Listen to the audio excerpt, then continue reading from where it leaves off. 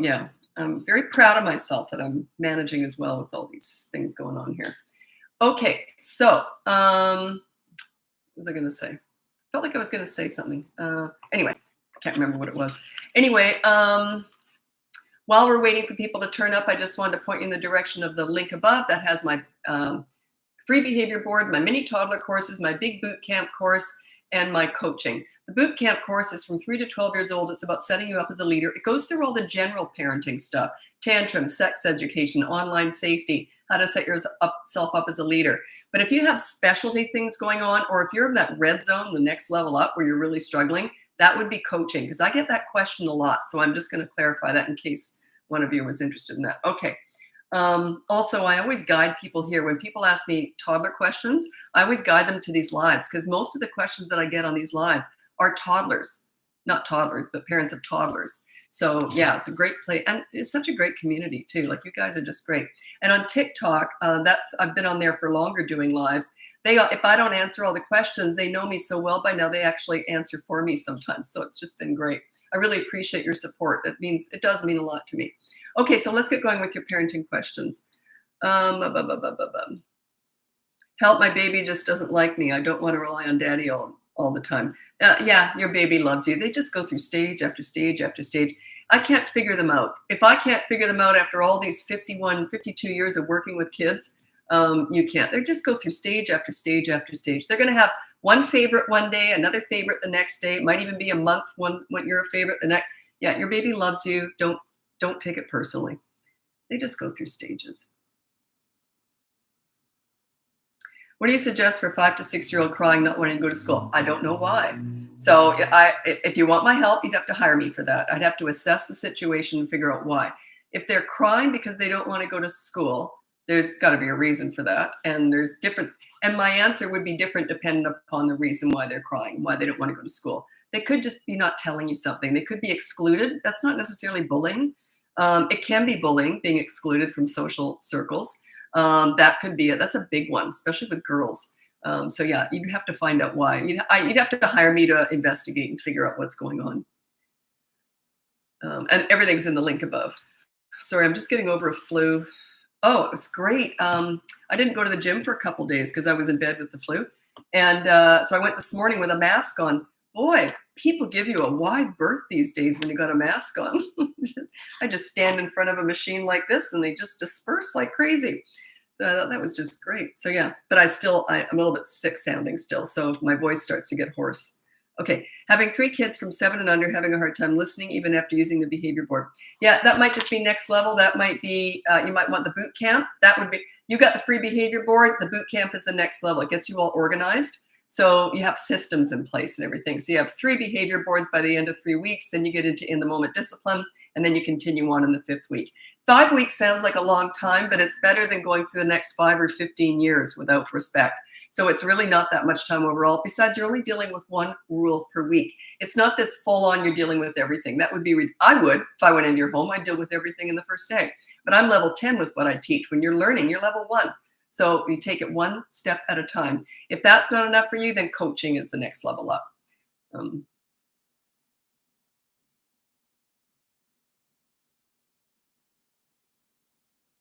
Yeah, that behavior board, it's sort of like saying, yeah, I know, but it's just a tiny part of everything I've got. The courses are the next level up. And then the coaching is the next level up. You can't expect too much from one little behavior board. Like, plus, whenever I get a new client, the first 30 minutes, we work on the behavior board. That's what I do. I work on it. I learn a lot about them going through that. Then the next 30 minutes in the first session is telling them how to make it work. That's what you pay for, because I get to know people. I have to know you. So yeah, that's what coaching's all about. Okay.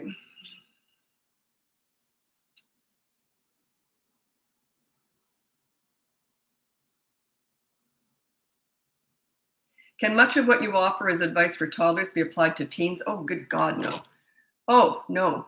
Here is my top 5 tips for parenting toddlers, and then I'll tell you the difference in parenting teens. These are my top 5. Why do I always have to look this up? I already know it off by heart. But anyway, I always have to look it up. I don't know why. Okay, my top 5 tips for parenting toddlers. Number 1, childproof your home so you never have to say no. That does not apply to teenagers. Number 2 is you set up a toy rotation system so you never have to say no, not teenagers. Number 3 is you enter their world to bond with them. That is very true with teenagers too. So you do it, that's true. Number 4 is you, when you're disciplining them, you also enter their world to discipline them. A little bit different with teenagers. We don't do it that way. And then number 5 with toddlers is stop trying to figure them out. They're not figure-outable. Teenagers are very figure-outable. So the only one that's the same is number 3, and you enter their world to bond with them. Okay, now here's my top 3 tips for parenting teenagers. This is why parents struggle with teenagers. They're my favorite age. Once you understand them, they're a piece of cake. You know how to get respect, they're a piece of cake. It's just your lack of understanding with teenagers. Parents don't know when to back away, when to let them make mistakes. Anyway, I'll get into it. Top 3 tips for parenting teenagers. Number 1, you listen to understand and show empathy. You do not listen to gather information to lecture with. If you do, they're going to shut you out. If you get good at the silent listening, they're going to tell you everything. And they're going to trust you. You're going to be a safe place to land. They'll stay more in line because they're going to look up to you, blah, blah, blah. And then number 2 is you negotiate pretty much everything. You don't do that with a 2-year-old. You do that with a teenager. Say, hey, I want you to make your bed every morning. What do you want from me? You negotiate. You don't do it quite like that with everything, but that's sort of the idea. You got to give them a say, in other words. Give them some power, some control, because they're turning into adults soon. Number 3 is you don't sweat the small stuff. Save your energy for the big stuff if you even have it, okay? Because you're going to need it. So if you're going to micromanage a teenager, good luck with that. I can't help you because they're just going to fight you. So yeah, don't sweat the small stuff. They're allowed to make mistakes just like you did. If a teenager does something stupid and it's not a big deal, say, that was stupid. Wait to hear what I did when I was your age. Be relatable, okay? Allow them to make mistakes. Very different styles with parenting teenagers and parenting toddlers. That's why most parents struggle with teenagers. They just don't adjust their parenting style. They just don't get it. But in between those two is the easiest parenting stage. That's from 3 to 12 years old. Because when they're toddlers, they're cute as a button, under the age of 3. Cute as a button, but they're all feet, no brains. Okay, you can't reason with them. They just don't make any sense. They're adorable, but they're just nuts. And then 3 to 12, that is the easiest parenting stage overall, because that's when your leadership is totally in control, that you're at the height of your leadership power. That means they look to you for everything. They just want to please you, okay?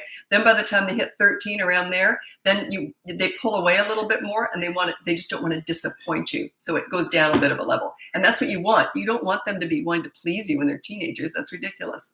Also, you don't want obedient little soldiers. You want kids who make good choices. That's why my boot camp is 3 to 12 years old. That's your leadership. That's the best thing I can teach.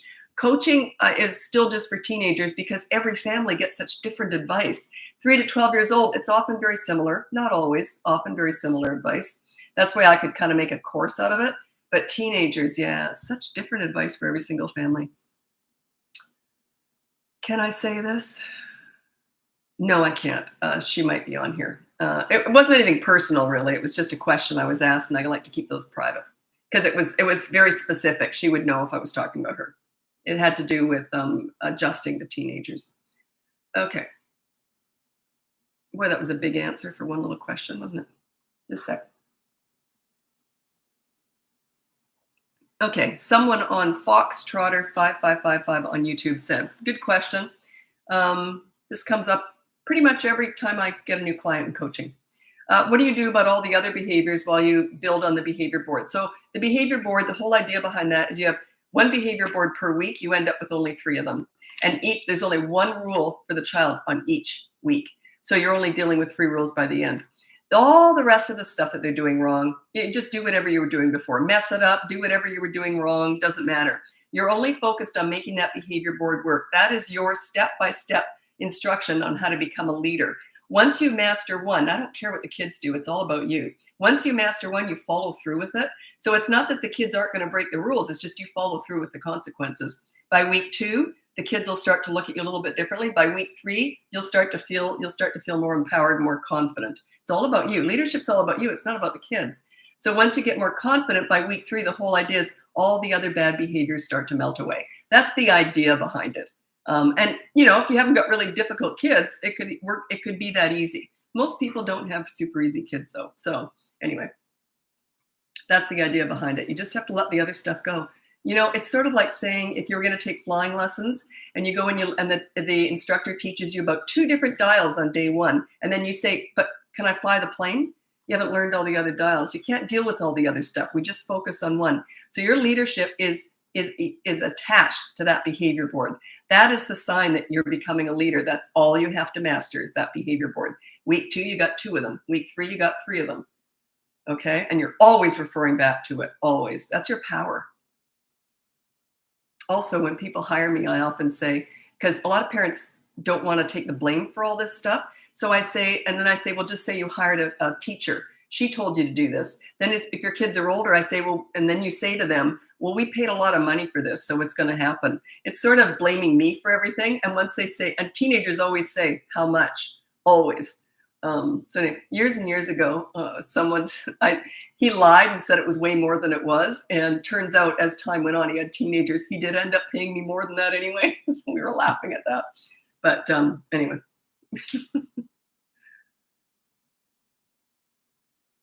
Okay, what do you suggest for a 7-year-old hitting and hurting others that has ADHD? ADHD means nothing to me because that's where I learned all this. Like, it doesn't make any difference to me. So if he's hitting and hurting others, that's kind of next level. It's 7. That's kind of next level. You can just try the free behavior board, put down no hurting other people. Every time he does, there's a consequence. If you want to try the boot camp course, because I'm assuming if he's doing that, he's probably doing other things. So boot camp covers a lot of stuff. But then if it's really next level, like red zone, and he's almost going to be kicked out of school, you'd want to hire me for that. That's not just a simple behavior board thing. Spanking, it's like yelling. No one wants to do it, but they don't know what else to do. I'm teaching you what else to do. So spanking is not necessary when you know what else to do.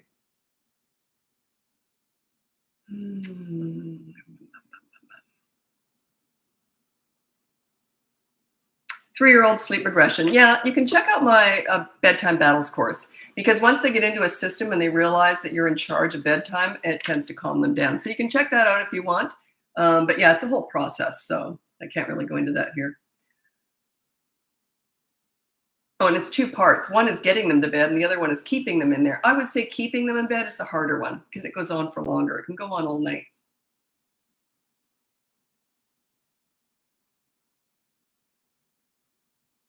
How to build confidence in my relatively shy 5-year-old daughter. Yeah.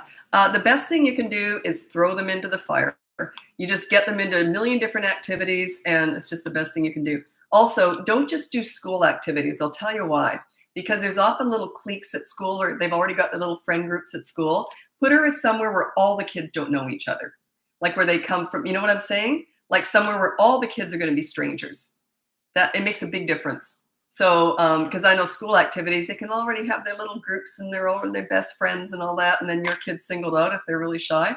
Do you know what? You want to hear something funny though? This is just kind of, it's not off topic, but it's weird.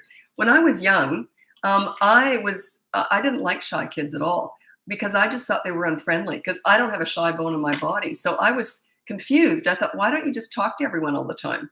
And my mom had to explain to me, they want to, they're just shy. I didn't understand what shyness was.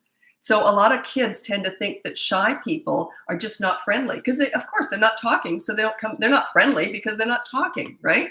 So what you can also do with a shy child is do role playing. I do role playing a lot with kids who are being bullied, social skills, which is shyness. So you just do role playing. You be her and she can pretend to be someone else. And then you teach her how to ask other people questions because that people will talk about themselves. So say, ask them, what do you have for lunch? What do you have a whole bunch of questions. You role play back and forth. You play her, then she plays her and the other kid back and forth.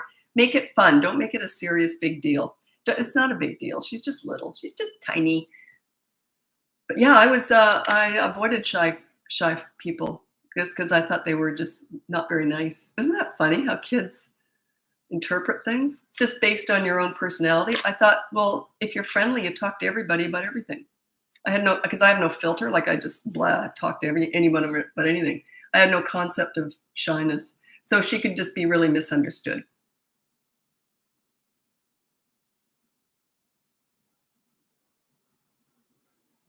Yeah. How can I be consistent when my 7-year-old boy is very polite and follows instructions? However, my 3-year-old does not follow instructions and it's hard. You mean they're different? They're all different. So, but what do you mean, how can I be consistent when my 7-year-old boy is very polite and follow? When my 3-year-old does not follow? Well, I need to know exactly what you're talking about. Like, no, I don't need to know everything, but just give me one example. So write it all out again, and I need an example of what you mean by does not follow instructions. Could be school morning routine or something. And then I would tell you what I'd do. 3-year-old doesn't like to wear pants. She only likes dresses and would throw a tantrum if worn a pant by force. So that's a typical afraid of their kid. If I thought a kid was going to have a tantrum when I'm trying to do the right thing by them, I'm like, bring it on, because behind every tantrum is a lesson.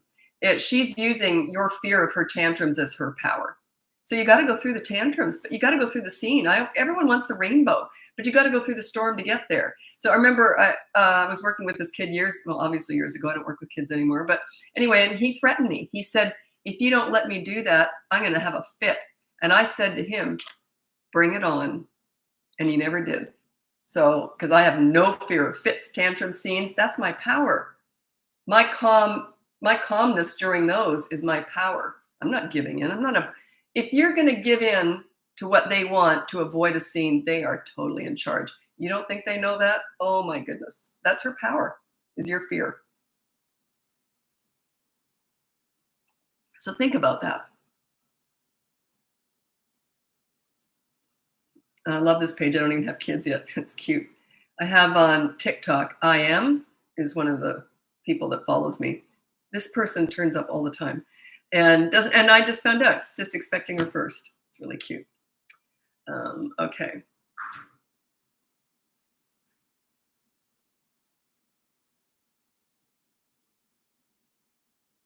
Okay, my 19-month-old granddaughter tends to put things in her mouth and I want to make sure she doesn't choke. Well, childproof. There's no way you can't prevent choking if they've got access to things they can choke on. So that's my number one parenting tip for toddlers is childproof the house so you never have to say no. Also childproof the house so they never can choke on anything. I remember I had friends who used to say, oh my God, he was brushing his teeth with the toilet brush again. What on earth is a toddler doing with access to a toilet? Like to me, that's like just mind blowing. Why on earth would you do that? And the funny thing is that my kids, because there was nothing to get into at home, they weren't precocious when we went out. So you'd think it'd be the opposite way, but no, they just weren't used to getting into things. So yeah, and people loved coming to my house because there was nothing their kids could get into. There's no way they would have access to a bathroom. Do you imagine? Oh, well, he should know by now. He's 2. He should know not to brush his teeth. He should know. You got to protect him from this stuff. So yeah, anyway, that's my childproof. Okay. By the way, just so you know, I'm trying to answer all my messages. The comments I can't get to, but the messages on YouTube, Facebook, Podia, Instagram, and TikTok. Hopefully in a week I should get to most of the messages. And I don't answer parenting questions on there. If you have questions about what you should do, a course or something, I just can't. I'm just guiding everyone to these lives. This is where I do all my free answers. I get hundreds of messages, and I'm doing my best here. And I do have help, but no one can answer my messages except me.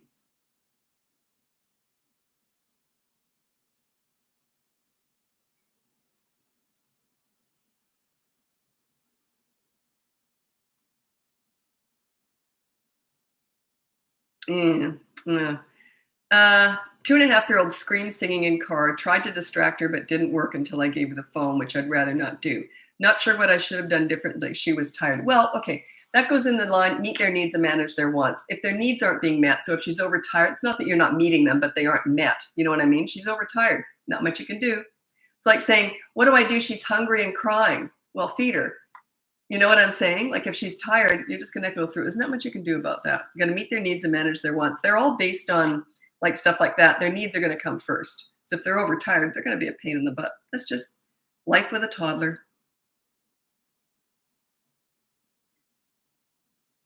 Oh, alternative to telling my 3.5-year-old to stop whining, feel like a broken record. Just ignore it. Well, I would say, first of all, 3.5 years old, I would say, listen, when you talk to me like this, I don't like that. I'm not going to give you any attention. I'm not going to answer you, nothing. But if you say it like this, may I please have, the answer may still be no, but I will answer you. Okay, so you can say that and maybe have to say it 2 or 3 times, but then just ignore.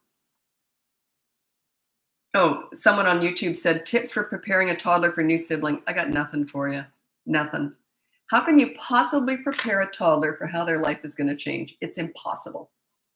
Well, put it this way. I've never heard of anything that's really worked. You can try getting them a little doll, and they can have a little change table next to you, but still I wouldn't turn my back on them. You never know what they're going to do to that newborn because they don't understand concussions and soft spots. And, they might even pick it up and throw it on the floor. They just want to get rid of it. So yeah, you can't prepare them. It's going to be a transition stage and it could get ugly, but not always. Some are easy.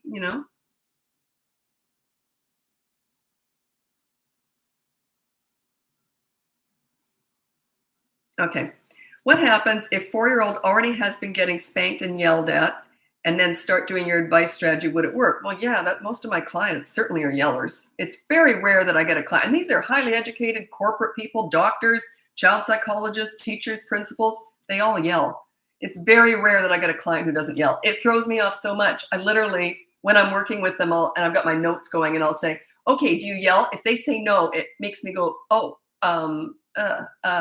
okay, what do we do now? Like, it's that rare that parents don't yell. Don't beat yourself up over it. Yes, it's repairable. So yeah, it is repairable. Check out the behavior board. It teaches you how to put that on the behavior board. You put down no yelling as your rule. And then you do something nice for them if you do yell. Kids love that. They just feel so respected when you do that. How do you handle mini temper tantrums, 10-month-old? Yeah, they'll have tantrums at newborn. I mean, if they can't get on the boob, my son would just turn beet red and you couldn't get him on the boob once he went nuts. So yeah, he had tantrums from a really young age. My daughter never had one. I never had one. Something they're born with. So yeah, 10 months old, you can still deal with tantrums in that you use redirecting or diversion. But you do it in a sort of a, like, okay, so you might just, you don't say, here's candy. You don't do it like that. You just sort of like, oh, look at this book. Oh, this is lovely. And you're not even looking at them or talking to them. You're still ignoring it. You might even be holding them, but you might have a book or something. Oh, wow, this is, but don't look at them. It tends to fire them up even more. Wow. Oh, what's that? Ooh, they're really a sucker for that stuff. So am I. I'm just thinking, what have I got here? And I'm just talking to myself. Oh, wow, stuff like that. Get good at that. They just listen. It's just really cute. They're so cute. Reward the calm, ignore the crazy is what she teaches, and it works. Yeah, you ignore the crazy and reward the calm. So when they're having a tantrum, not with a 10-month-old baby, but let's say they're 2 or 3 years old and they're having a tantrum, you completely ignore that stuff. There's no way I would look at them or give them any attention. I'm just filing my nails. I wouldn't go on the phone though. I want them to know I know what they're doing, but this is how I'm reacting. I'm just waiting for them to finish. It's important that they see you waiting in a very calm. You don't look at them, you don't talk to them. Filing your nails, looking around. Soon as they're done, oh, you all done? Okay, you want to read a book? Then you talk to them. You reward the calm. You ignore the crazy, reward the calm. It works. It just does. Thanks for your support. Appreciate that, Chelsea. Is that Chelsea? No, Sheena. Oh, you were answering Chelsea. Thank you.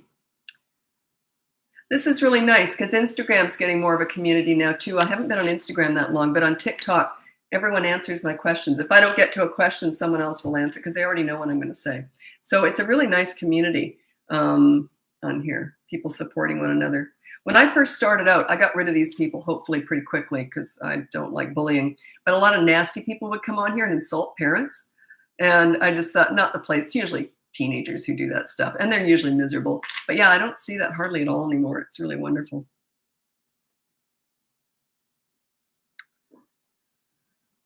Oh, you can say whatever you want about me. I could care less, but don't insult my parents. I get really mother henny. Is that a thing? Mother henny? Anyway. Okay. How can I get my 16-month-old daughter to stop relying on Binky at night? Now, Binky, what is it? Is it a soother or is it a blanket? A Binky, it depends where you're from. It can be a stuffy, it can be a soother, but I'll talk about it like it's a soother, okay? It might not be, but this is what I did. Then you wouldn't care if it was a blanket, right? It's the soother you want to get the child off of. Okay, so what I did with my son, he was 18 months old. And the only reason I even let it go on that long was we were doing a big overseas flight. We lived in Australia. We were visiting my family in Canada. So there's no way I'm taking that dummy away from him for that overseas flight. So I let him have it. The day after we got home, I was jet lagged. So was he. We weren't in the best of moods. And I thought, that's it. I'm going to take these dummies away. I don't know why I chose the day after. Anyway, So I had him help me. We put all of his dummies in a little Ziploc bag, and then I carried him, he carried the bag, and I opened up the big wheelie bin out in the garage. And he knew when Mom said something was going in there, it wasn't coming out again. So I said, okay, bye-bye, you're a big boy now. Put them in there. He threw them in, waved goodbye. I closed the lid. That was it. I thought he had tantrums. I thought, oh, I am in for hell. I just thought, I really regretted it right away because I thought I should have waited a week till our jet lag was over. Anyway, he didn't ask for them once. Now, if his dad had done that, his dad was more the pleaser parent. There's usually one, there's usually one like that. And that's nothing wrong with that, as long as you're on the same page. If his dad had done that, he knew dad might have gone butt up in the wheelie bin and got the binkies out, but he knew mom would never have done that. So anyway, he never asked for them once. And every so often he'd go, like, we were out in the back. It was in Australia, right? It's all hot all the time, so you're always outside. Anyway, and every so often he'd go like this, looking for it. And then he'd look over at me, and I'd quickly look away. I thought, I'm not getting eye contact with that kid. He'll have a fit if he sees me looking at him. And he never asked for them once. Now, I think I lucked out with that because he was not a kid who that kind of stuff usually was easy. My daughter everything was easy with her. She was a piece of cake. But he had tantrums, and I couldn't believe it. But he also knew, I kind of had some clout with him already. He knew mom was the leader. He knew that. He knew when I said something was going to happen, it was going to happen. So that kind of gave me a bit of an edge. I wasn't the leader yet because you're not really the leader till they're 3 and they can reason. But yeah, he's kind of learning that when mom said something, it was going to happen. But he still usually fought it. I still don't believe that happened. Okay. Any advice on how to talk to my mixed race daughter before she starts school to deal with comments from peers? I would tell her it's probably going to happen. I'll tell you why. I really believe that secrets imply shame. Like not talking about stuff, I think implies shame. I was adopted, and this is bad. I was adopted back in 1960, and it was kind of a shameful thing back then. I didn't know that because my mother did it right. She told me I was chosen. I wasn't just had, so I was really special. I thought everyone else was. I felt sorry for them because they were just had. I was chosen. So she said she overshot. I was so up myself. But anyway, I talked about it all the time. Yeah, I'm adopted. I was so proud of being adopted. So yeah, make it and talk about it. The more you talk about it and normalize it, the less likely they are to be sensitive about stuff when they go out in the world. And besides today, I can't believe racism's still a thing. Anyway, are we just ignorant still? Anyway, I know it happens, but kids are always going to pick on something different anyway. It doesn't matter if you have a big nose, small nose. I got picked on because I had small ears. Can you believe it? And they were just cute little ears, but they were smaller than most people's ears. So yeah, I got picked on because I had small ears and thick hair. I had tons of hair and small ears. And I got picked on for I didn't care. They'd say, I always made a joke out of it. What did I used to say? Oh, I know, with my big hair, I used to say, yeah, that's, because I'm Frankenstein's daughter. And I go, oh, look out. So no one ever bullied me because I just made a joke out of it. But yeah, normalize it and tell her things to say back. So prepare her for that. Say, they might say this, they might say that. Here's what you should say. Make fun of it. So say, I'll tell you how I was, someone tried to bully me when I was in grade 2. And this is how I teach children how to address bullying and bad comments. So I was in grade 2 and I went to the bathroom in the middle of class, and I wasn't used to this because I had the hallway all to myself. Like, you just don't get that in grade 2. Anyway, I was walking back to class, and out of the principal's office was the school bully. He was always in trouble. So he's coming out of the school office, and it's just the two of us, like, walking towards each other. I had to get past him, and he was licking his chops when he saw me. My maiden name was Hanky. So he came right in my face, and he goes, Hanky Panky. Like, I hadn't heard that before. And I said, I prefer Snot Rag and Boogie Bundle. Oh, well, got to get back to class. He looked stunned. Anyway, what I had done was I made a joke out of it. I agreed with him, made a joke out of it, and then I provided an exit. Okay, that's what I always tell kids to do. You agree with them, use humor if you can. Oh, gee, you got a big nose. Yeah, it runs in the family. If we had a small nose, we'd think they were adopted. But, just make fun of it. Have a joke ready. So, and then kids won't come at them.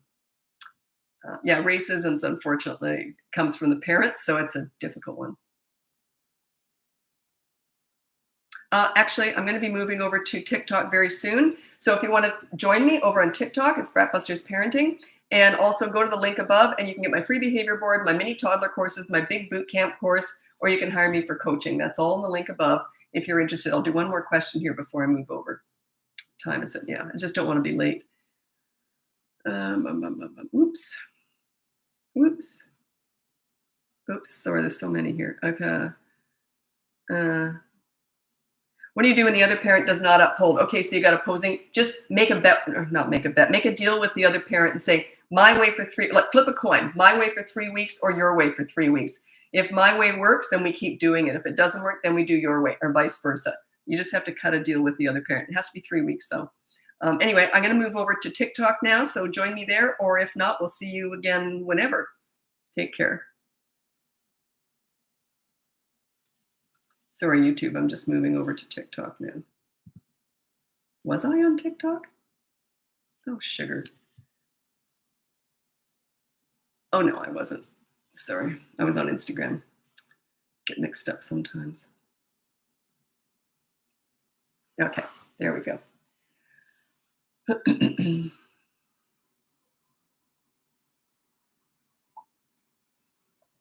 Yeah, binky for me is a soother. It usually is, but some people call blanket a binky too.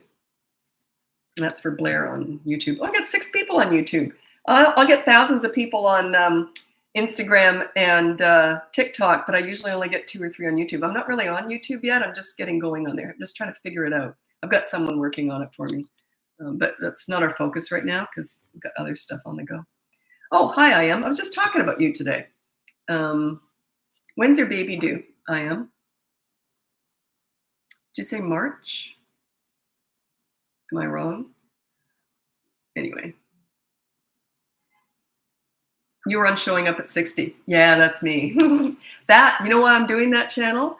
It's kind of my daily journal. I don't talk about personal stuff, but it's more my personal one. But that one is for my grandchildren. I figure in 20 years, they can look back and see what grandma was doing. So that's why I started that, because I got a grandchild due in a couple of weeks. So yeah, just talking about life, 63-year-old. I call it my old lady channel. March, oh, I remembered, March 6th. Okay, I'll write that down, March 6th. That's I am's baby due. I am is a real regular on here, so March 6th. Due. I'll write that down in my calendar. Okay. This is where you are live right now. This is where you are live right now. That is where you are live right now. Where am I live? I don't get it. That is where you are live right now. Am I live? Oh, silly me. Thank you. Oh, I'm on the wrong channel. Sorry. Sorry. Oh, stupid. I've done this my 3rd time now. How embarrassing. Okay, see you later.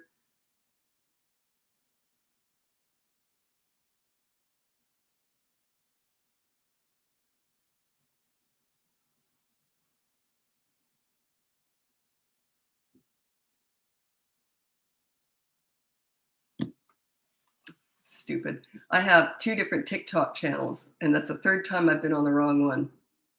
1, 2, probably 4th time. Oh, how embarrassing. Oh. And I am as a real devout follower, so thank God she picked that up.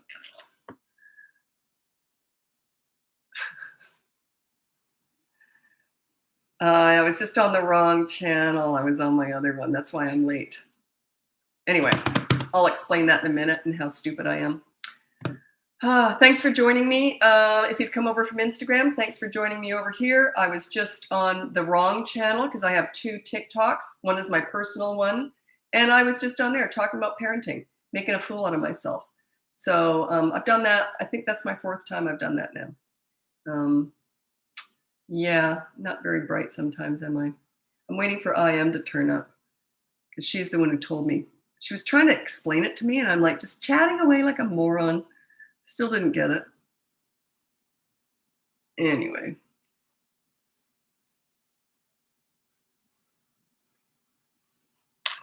Hi, I am. How embarrassing, eh? How stupid. Yeah, I've done that before. It's so embarrassing. I don't know why that embarrasses me. Why does that embarrass me? Because I don't mind being stupid. Oh, I think because I was late. I hate being late. So now I came over here. I was on the wrong channel. I was on my other TikTok. That's just my old lady personal one. I just talk about stupid things over there. Anyway, yeah, thanks, I am. I am pointed that out. Not I am, but I am on there pointed that out. Thank you so much. And then you were trying to explain it, and I'm like, I still don't get it. I'm dumb. Ah, stupid. That's happened like before, and it takes ages for me to clue in. That's the old lady brain. Okay. If you go on the link above, you can download my free behavior board, get one of my mini toddler courses or my boot camp course, or hire me for coaching. Otherwise, this is where I answer all my parenting questions for free. I'm doing my best to answer parenting questions. No, I don't answer parenting questions anywhere else, really. This is where I answer them. If it's just answers about where do I get help with this, if you want to know about a course, because I'm trying to answer all my questions on YouTube, Facebook, Instagram, and TikTok. There's another one. Oh, and Podia, where I have my courses. There's 5 different platforms where I'm getting messages, and I'm just telling you now, if I don't answer you, I'm doing my best. I got hundreds of them, and hopefully within a week I can get to them all. I'm just doing my best here. But this is where I'm answering all the parenting questions for free. The reason is, if I was to go in and answer every single parenting, can you imagine typing out the same answer 100 times? And that's what ends up happening, because it's a lot of the same questions. It's not serving you the right way. You'd be better served me doing more videos, right? So anyway, I'm doing my best to get to all the messages. Anyway. I have to repeat myself with my teenager constantly. Do your homework, clean up, etc. Yeah, you don't do that. Okay. He's irresponsible. Yeah. If I'm not on top of him, tips. Yeah. So he's a normal teenager. Okay. Unfortunately, that is just coaching, teenage stuff. But I'm going to tell you my top 3 tips for parenting teenagers. They're actually my favorite age. And the number 2 will apply to you. Number 1 is you listen to understand and show empathy. You don't listen to gather information to lecture with. If you do that, they're going to shut you out. If you get really good at what I call silent listening, they'll tell you everything. I had a boy and a girl, and they both told me everything. So, because I was really good at that, listening and not judging. Number 2 is you negotiate pretty much everything, which applies to you. It sounds simple. It's a little bit complex, but I'll get into that in a second. Number 3 is you don't sweat the small stuff. Save your energy for the big stuff if you even ever have it. You don't sweat the small stuff anyway, because they're allowed to make mistakes just like you did. So if your teenager does something stupid and it's not a big deal, say something like this: that was stupid. Wait to hear what I did when I was your age. Like, it's okay to make mistakes. We all do. It's okay to be human. Okay, now when I said you can negotiate pretty much everything, you say something like this: look, I want you to get your homework done within an hour of being asked to do so. Okay, what do you want from me? He'll probably say, get off my back, or that's not going to happen. You say, well, let's start the negotiation. See, I'll tell you what, if you do that, I will do this for you. You got to come back with something. You just have to. Is it fair? No. Is it reasonable? No. Is it right? Yeah. That's how you deal with teenagers. You got to give before you get. You just do. It's not that simple, though. That's why it's coaching. I haven't quite figured out how to do that in a course yet. Maybe one day. I don't know. But anyway, if you want my help, you'd have to hire me. But yeah, you got to give them something. But yeah, got to start the negotiations. How to prepare a 22-month-old for a new baby? You don't. How could they possibly understand it? It would be like saying to you, how would you prepare for your husband's new girlfriend coming to live with you? How do you prepare for that? It's kind of like that. Not to say that you should have to prepare for that, but you know what I mean? It's a big, huge transition, and not something you necessarily want. So it'd be like that. And they're only 22 months old. Not that it would be any easier for you, but you see what I'm saying? Some things are not, you can't prepare for it. I know that's a bad analogy. Someone told me that. They said, it's not a very good analogy. So of course I've kept it, because whenever someone challenges me, I like that analogy. I think it's funny. Oh, did you already ask me this? 3-year-old pulls off her pants every time she only likes to wear dresses or diapers. Yeah, you got to be in charge of that. You know, if you let them be in charge of what they're wearing, and what you can give them 2 options. You can have these pants or those pants. And then if they don't choose, you choose for them. Then they're going to say, I want the other ones. Too late. You've already chosen for them. You just got to make it happen. You know, you take action. If you're afraid of their scenes and fits and tantrums and their moods, they are totally in charge. You don't get that. Usually parents don't get that. Kids do. They know when they're in charge. Guaranteed.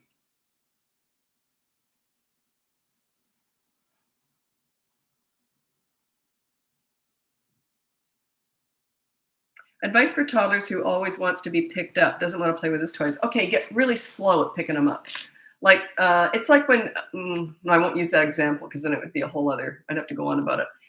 Anyway, so let's say they want to be picked up all the time, and you say, okay, I'll pick you up in a minute, and then as soon as I do the dishes, so you're just getting really slow at it, and then say, oh, here, you can play with that, I'll pick you up in just a minute. How old did you say toddlers that went picked up? Yeah, so look like, yeah, okay, oh, I'm going to do that.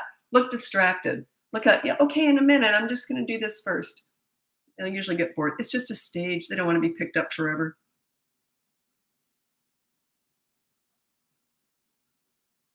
Okay, 3-year-old is afraid of sitting on any toilet. What to do? I actually have a potty training course if you're interested. But 3 years old, they already potty trained.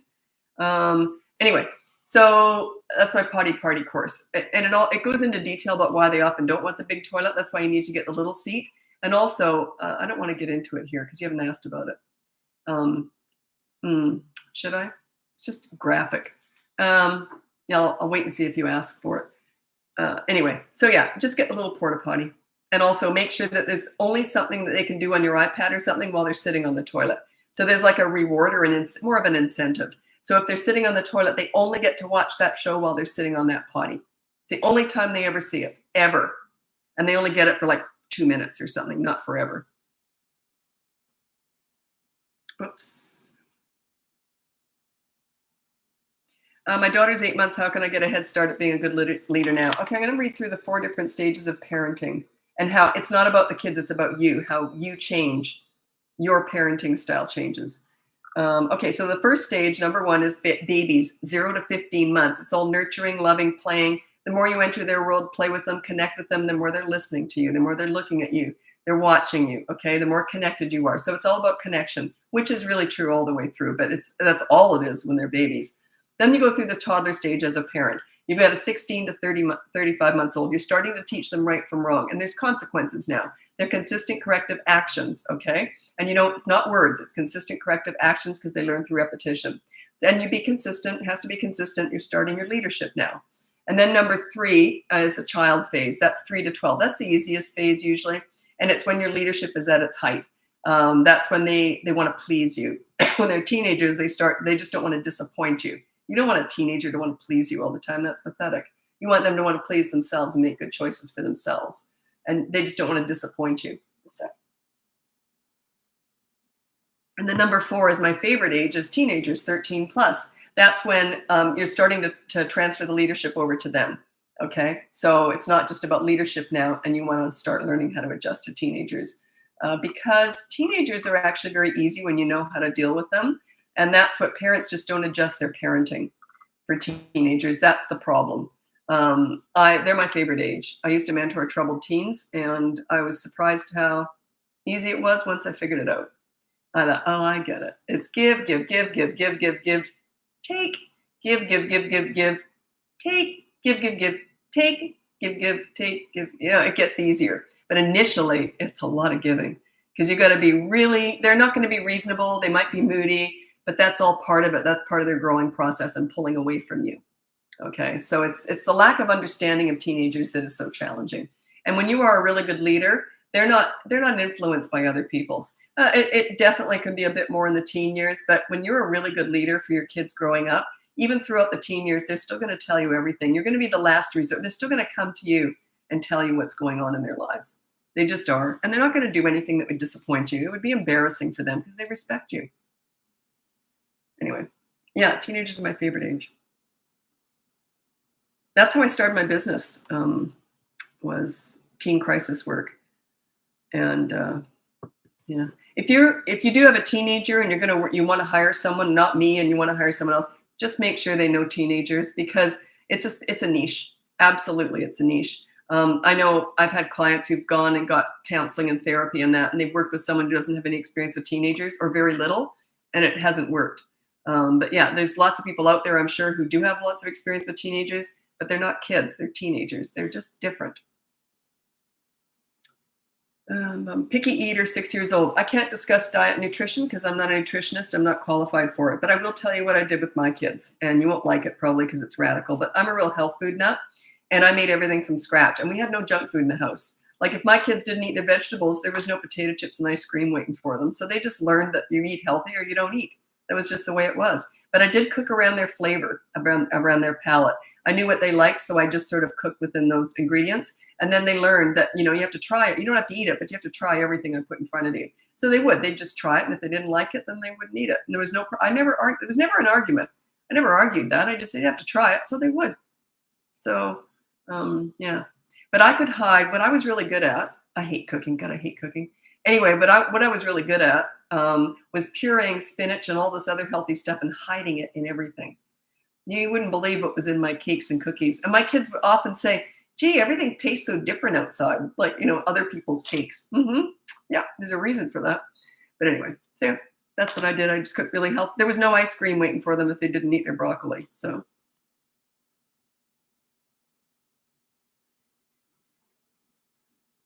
okay, my 3-year-old is starting to say no and being very defiant whenever I ask her to do something. Okay, so this is when they find their power. If you're not a leader, they smell it out in the toddler years. They can just smell it. They're not going to follow a leader so much in the toddler years, but by the time they're 3, that's when they get really easy because they can stop and think before they act. They can reason things out. If they know you're a leader, they're not going to act out. That's when they get easy. If they know you're not a leader, that's when they get difficult. They know their power, they find it, and they use it.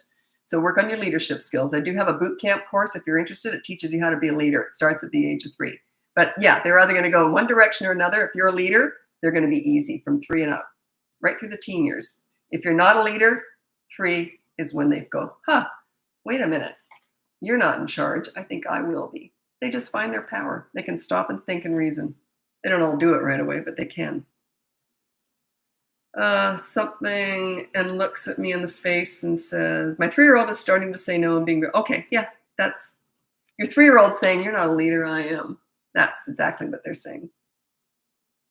Just work on your leadership. Teen boy who is breaking out like crazy but is pushing back when bringing him to a dermatologist. Oh, you'd have to hire me for that. I don't know your relationship with your teenagers, so I can't give you any advice. I would negotiate that one. Yeah. But I don't know your relationship with him, so I can't give you any sound advice on TikTok here because I don't know your relationship. That's the problem with teens questions is I need to work. A lot of parents are really frustrated when they've got teenagers and they've hired me to work with them because the first session is always just about assessing their relationship and then telling them the first step. And it's never addressing the behavior that they want to. It's all about connecting and bonding with them and learning how to talk to your teenager, learning how to negotiate with them. That's all it is. And then we can start to work on the big stuff.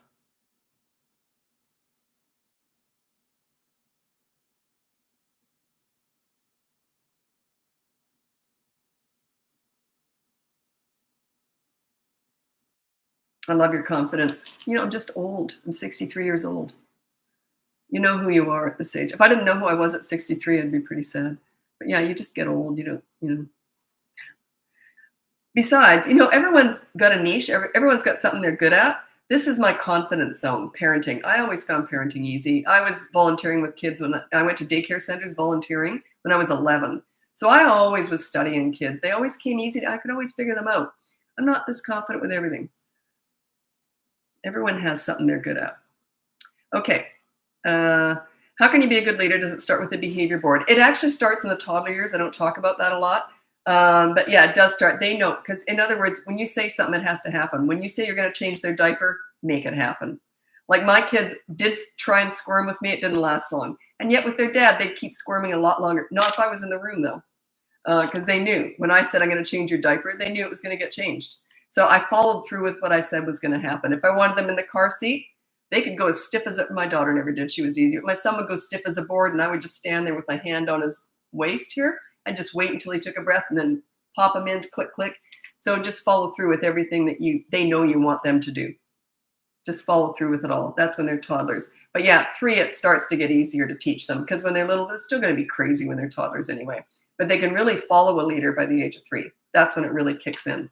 That's when all the magic starts to happen. Yeah, try the behavior board. If that's not enough for you, then check out the boot camp course. If that's not enough for you, check out the coaching. A lot of people have bought the course and coaching because the course they like to have is reference, and then they realize that they've got some specialty or something really challenging, and then that would be coaching. You might just need one session. They'll say, we're dealing with this. They actually happen to be really aggressive, and they're older kids, and that would be coaching. But it's nice to have that course as backup, like reference, because there's a whole bunch of stuff in there. Yeah, the behavior board's free. It always was, and it always will be. I've been in my business now for 17 years, and the first year I was doing this, I didn't have a behavior board. I was teaching people to do what I did. I did in the moment discipline. That's week 4 in the boot camp course. You start to learn in the moment discipline. I never used a behavior board. So, and then I thought, why are people not getting this? Like I couldn't, because I knew it was me. I'm very much, if I'm a leader and I'm a leader teaching people, if they're not getting it, I blame myself. And I think, why are they not getting this? What am I doing wrong? And then I realized I was teaching them level 10. I'm level 10 with what I do. And then I learned the behavior board is level 1. Then the second behavior board is level 2. Behavior board teaches them how to take one rule at a time and focus on that. You start one step at a time. So, and then everything changed after that in my business. But to be honest, to be fair to myself too, I was dealing mostly with teen crisis work. So that's not the behavior board anyway, usually. So I looked like Nixon when I, remember Nixon? That's not the behavior board. Remember how President Nixon used to do that? Or just God bless myself when I did that. I thought, 3 boys, 3 and under. How do I foster positive sibling relationships? Is you play with them as a group. You don't single them out and do one-on-one time. And you always play to the weakest link. So if the little one, you just have hopping contests and you do make a fool out of yourself. They love laughing together at their parents.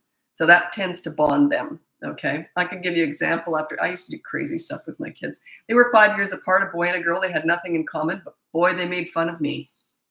It was fun.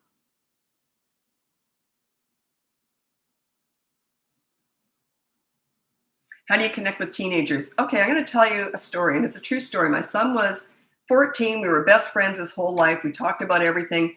And one morning, every single morning, I'd say, "Morning, sweetie," and he'd go, "Morning, mom." We were just super close. Give me a hug. I love you. All that.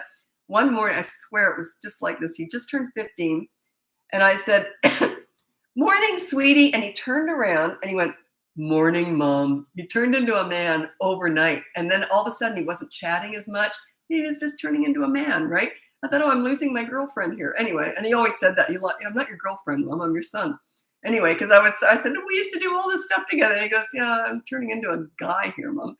Anyway, so I thought, what am I going to do? How am I going to bond with this guy? We had nothing in common. He liked heavy metal music, PlayStation games, nothing I was into, computer games, all that stuff. So I thought, I know what I'll do. I'm always problem solving. So I thought, when he's downstairs playing on his PlayStation games, I sat down beside him and I became furniture. I just sat down beside him with a magazine. I just started going through it. Next thing you know, as time goes on, I'd do this repeatedly. He'd hand me a controller. Next time I'd go down, I'd get the controller right away. We'd play games together. He'd find games that I could play, not just Crash Bandicoot, which was the only one I could play. So we started bonding over that. Then he started making playlists of his heavy metal music that he thought I might like. Turns out one of my favorite albums, I'll only say it once, I've said it before, but I don't want to repeat it, is NWA's Greatest Hits. I had to roll up all the windows in the minivan before I could play that. And that was all from him. He loved all that kind of hard music, and I ended up loving that. So I entered his world, but I waited till I was invited. I just played furniture waiting till he invited me in. That's how you bond with them in their world. Don't expect them to be interested in what you're doing.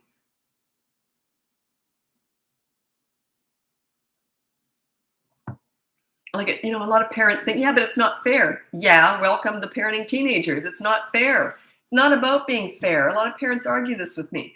But you know what I do for him? Yeah, he didn't choose to come into this world. You chose to bring him into this world.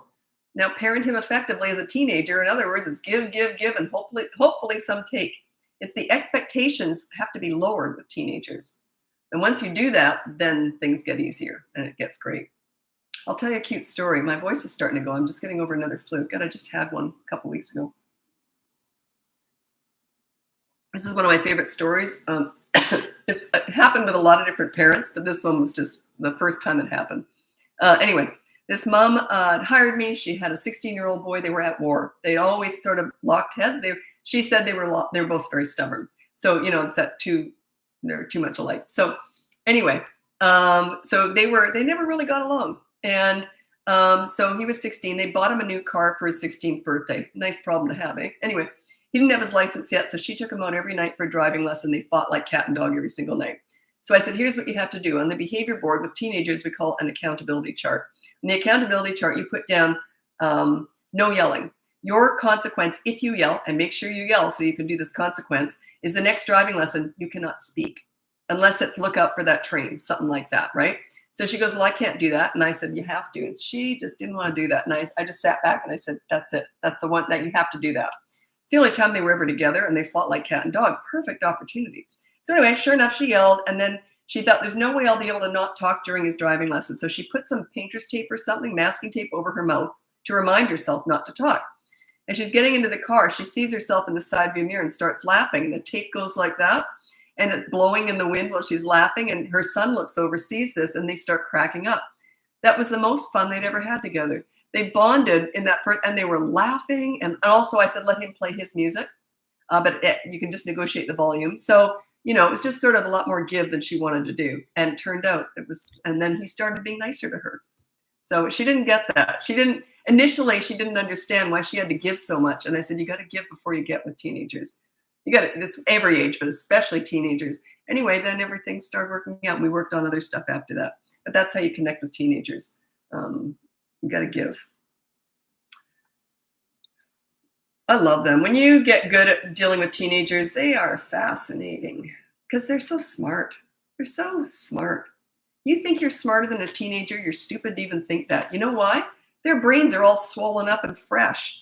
Ours are all dwindling. Mine's a little raisin by now. I'm sure I've lost half my brain cells. I can tell my brain doesn't work as quickly as it used to. I can just tell I'm stupid now. I can feel it. I'm just dumb. But teenagers, they're at their height. Like their brain is just, firing off like so quickly. They're fascinating. Listen to them. They're really fascinating. When you get good at listening, you'll learn a lot. If you're not learning through raising your kids, you're missing out. Because I know my kids changed me a lot. They were very quick to point out all my flaws. And believe me, I listened. I'd say, yeah, you're right. I am like that. Yeah, you're right. Okay. And then, so they made me a better person.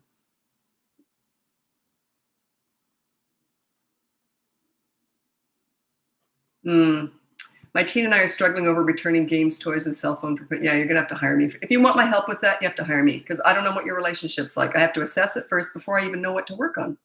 So I don't know your history with them and what exactly age and all that. I don't need to know your age, but I need to know your teenager's age. No, the behavior board starts at the age of 3. It's not under 3. They can't stop and think before they act when they're 2. But they can at 3. They can stop and they can reason. It doesn't mean they will, but they have the ability to stop and think before they act. So under the age of 2, it's all consistent, corrective actions right in the moment. You got to be quick, though. It's got to be really quick because they learn through repetition. And they won't learn the first time. It might take 50 or 150 times, repetitive. So just pick one behavior you want to solve in a week, and hopefully then you move on to the next. They'll probably come back with it again, though. Toddlers are nuts, right? Don't try and figure them out. They're crazy. Okay, not doing homework, cursing at school. That's coaching. I can't answer that on here. That's coaching. Does the behavior board come to your email? Yes, it does, but it sometimes takes 10 minutes. I have like a third-party delivery system with that. It's just the way it's set up with all my courses. So yeah, it arrives within about 10 minutes after signing up to the newsletter.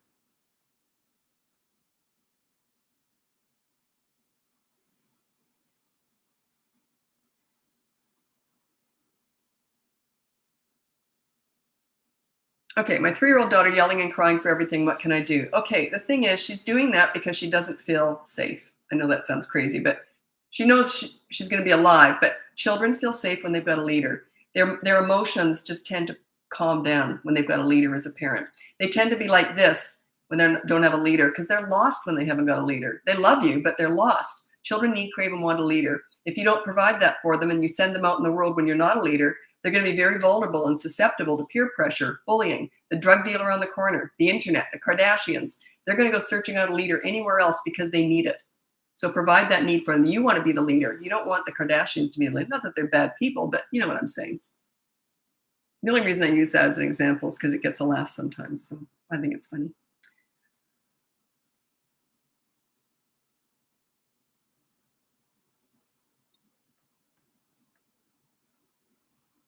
How do you become the leader if you thought you were being a leader? I don't know what you mean by that. You'll know you're a leader if your children try to please you. Children look to a leader like a mentor. Have you ever looked up to a coach or a teacher? Would you ever be rude or disrespectful to that person that you look up to? You want to please them. Children are the same. So when you're a leader, you'll know because they'll want to please you. And they'll tell you everything. You're going to be a safe place to land. And they're also going to tell you what you do wrong because they have a voice. Leaders are not authorities. That's a different style. I don't do that. Like my kids, believe me, they told me what they didn't like about me too. It was very, Mom, I didn't like the way you did that the other day. I thought you were being unfair. And I go, oh, okay, what do you want? So yeah, they had a voice. Yeah, they're never disrespectful. Like my kids never ever said they hated me or anything, ever. Why would they? Because they respected me. Like I would never have yelled at them or anything either. So it was mutual respect.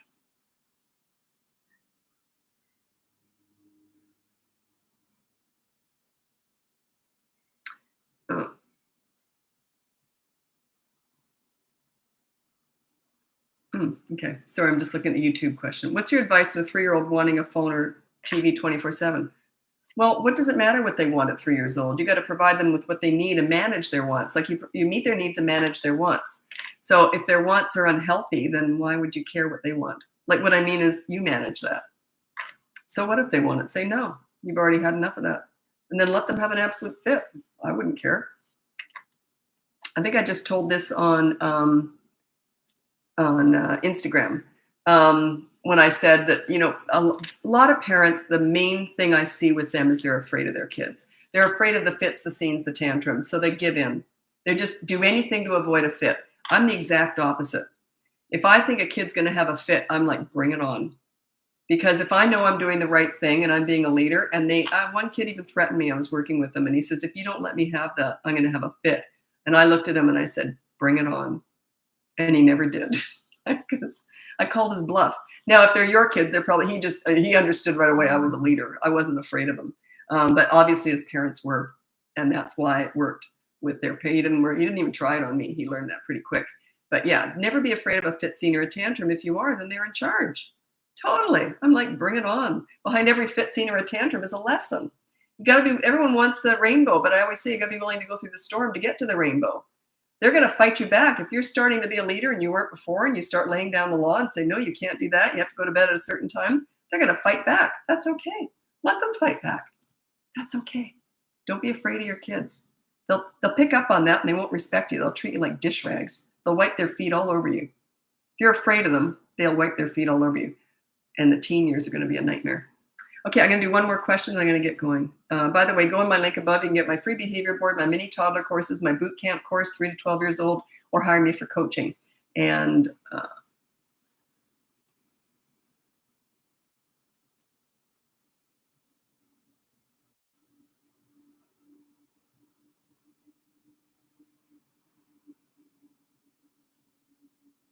well, you didn't put down the age. I'd like to answer that, but you didn't put down the age, so I can't.